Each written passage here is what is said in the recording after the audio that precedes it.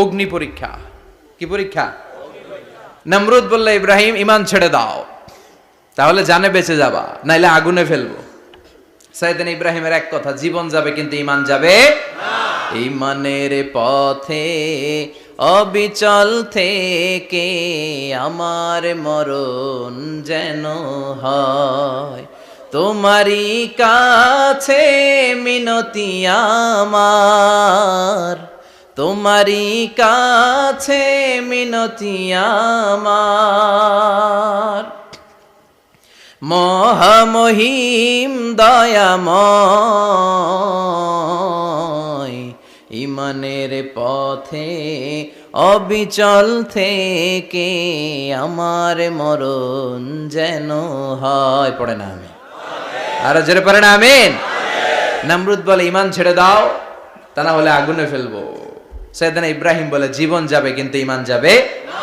তার মানে আগুনের পরীক্ষায় পাস। চিল্লায় বলেন, আগুনের পরীক্ষায় পরীক্ষা নাম্বার 2।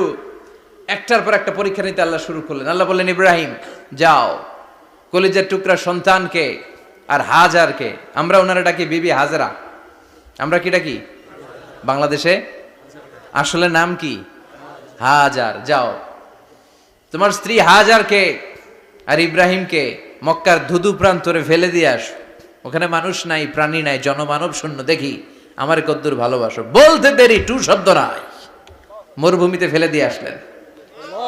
তার মানে পরীক্ষা নাম্বার 2তেও, কথা বলেন, 2তেও। পরীক্ষা নাম্বার 3, আল্লাহ বললেন, ইব্রাহিম দেখি তোমার হৃদয়ে আমার জায়গা কতটুকু, যাও কলিজার টুকরা সন্তান ইসমাইলের গলার মধ্যে তলোয়ার লাগাও। সাইয়েদনা ইব্রাহিম বিয়ে করার পর থেকে আল্লাহর কাছে চাইতে চাইতে শেষ, মাগা সন্তান হয় না। ওনার প্রথম সন্তানটা হয়েছিল সাইয়েদনা ইসমাইল যখন জন্মগ্রহণ করেছে, ইব্রাহিমের বয়স ছিল 86 বছর। সুবহানাল্লাহ কইতে মনে চায় না? এই এলাকায় আসেনি 86 বছর বয়সে সন্তান হয়েছে? হ্যাঁ, এরকম শক্তিশালী পুরুষ কেউ আছে? আহা, 86 বছর বয়সে তো হাঁটতেই পারে না। কথা কন। সাইয়েদনা ইসমাইলকে যখন আল্লাহ তাআলা সাইয়েদনা ইব্রাহিমকে উপহার দিয়েছেন, তখন সাইয়েদনা ইব্রাহিমের বয়স, চিল্লায় বলেন কত?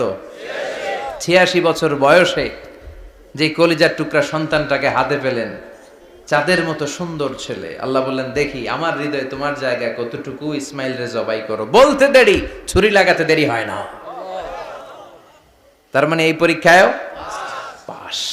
একটার পর একটা আল্লাহ পরীক্ষা নিয়েছেন, একটার পর একটা পরীক্ষা। আগুনের পরীক্ষায় পাস, ফ্যামিলি বিসর্জন দাও, পাস, কলিজার টুকরা সন্তানের গলায় ছড়ি লাগাও, পাস। এবার আল্লাহ বললেন, এরপর তোমার বড় দায়িত্ব দিব, তোমাকে হজ প্রোগ্রামের এমডি বানায় দিলাম, ম্যানেজিং ডাইরেক্টর অফ হজ। সুবহানাল্লাহ কইবেন না? আল্লাহ বললেন, ইব্রাহিম বিশাল বড় কাফেলা বানাও, হজের আঞ্জাম দাও। সাইয়েদনা ইব্রাহিম বললেন, আল্লাহ দুদুমরু প্রান্তর, জনমানব শূন্য, মানুষ নাই, পাখি নাই, কেউ নাই, কিভাবে আমি হজের আঞ্জাম দেব? আল্লাহ বললেন, ইব্রাহিম হজ প্রোগ্রামের ম্যানেজারগিরি করতে চাইলে 3টা পেশা তোমাকে বেছে নিতে হবে। কয়টা? এই 3টা পেশা এর সমন্বয়ে তুমি হজের প্রোগ্রামের আঞ্জাম দিতে পারবা। পেশা নাম্বার 1, তোমার রাজমিস্ত্রির কাজ করতে হবে। পেশা নাম্বার 2, তোমার ঝাড়ুদারগিরির কাজ করতে হবে। পেশা নাম্বার 3, তোমার মুয়াজ্জিনগিরি করতে হবে। সুবহানাল্লাহ কইবেন না?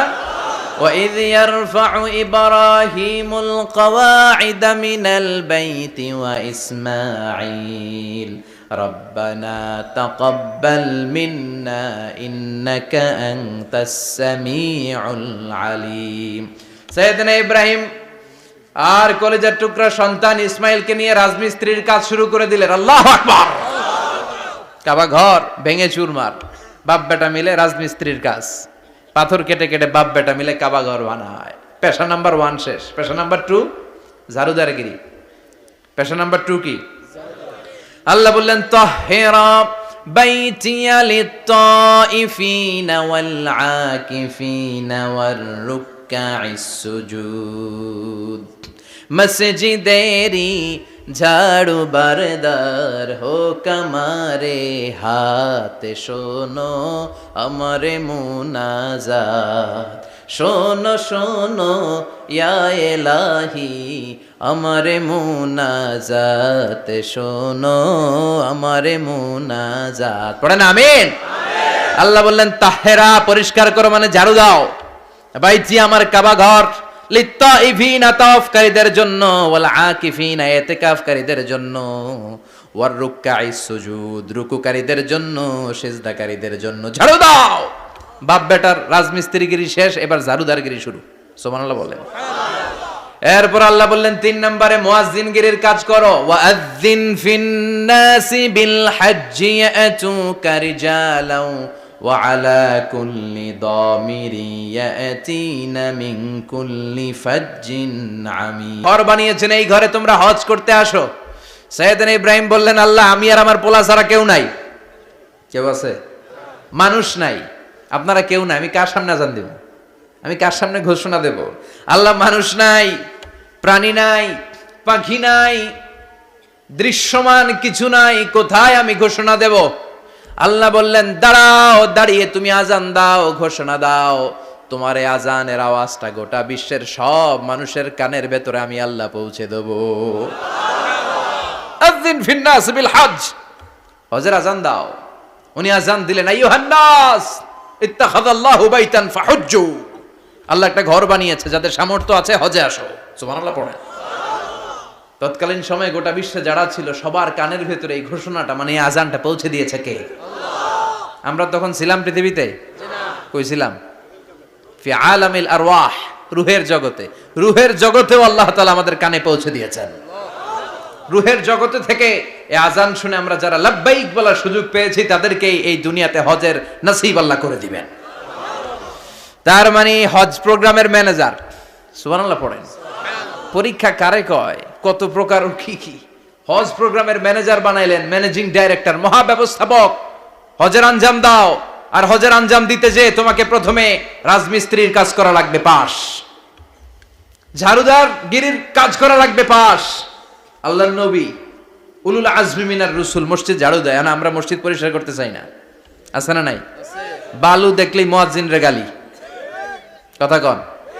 মসজিদে ময়লা দেখলেই খাদেমের 14 গোষ্ঠী উদ্ধার করে ছাড়ে, আর নিজে পশ্চিম দিকে পড়ে আসারও খায় না। আছে না নাই? মসজিদ ঝাড়ু দেয়া শুধু মুয়াজ্জিনের কাজ? খাদেমদারের কাজ? মসজিদ পরিষ্কার রাখা আমাদের সবার কাজ। চিল্লায় এখন ঠিক কিনা? যাদের অন্তরে জ্বালা যন্ত্রণা, যাদের দোয়া কবুল হয় না, আপনি মসজিদ ঝাড়ু দিয়ে দেখেন মুহূর্তে দোয়া কবুল হয়ে যাবে। অন্তরের জ্বালা যন্ত্রণা দূর হয়ে যাবে, অন্তরের অহংকার নিমেষে কেটে যাবে।